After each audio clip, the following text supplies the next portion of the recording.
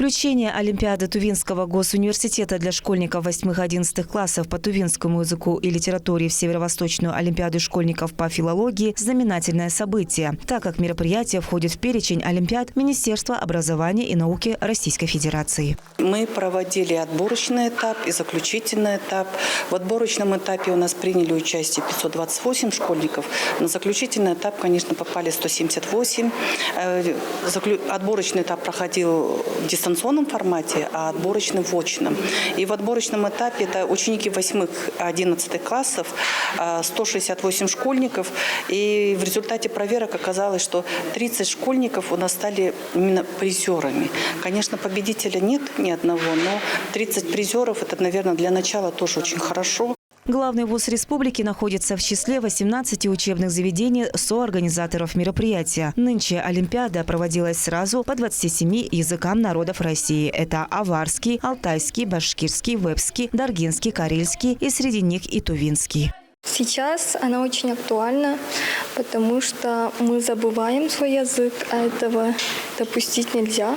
Я участвую в этой Олимпиаде прежде всего для своего развития, для того, чтобы расширить свой кругозор и познакомиться со своими сверстниками из разных районов Тувы. Главное преимущество – участие в Олимпиаде школьников дает победителям и призерам определенные преимущества при поступлении. Эта Олимпиада, она входит в состав Российского союза олимпиад школьников, который дает преимущества или льготы при поступлении в высшее учебное заведение.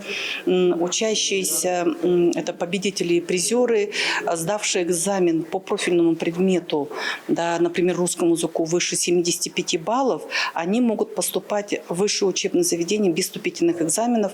У них результаты приравниваются автоматически к 300 баллам.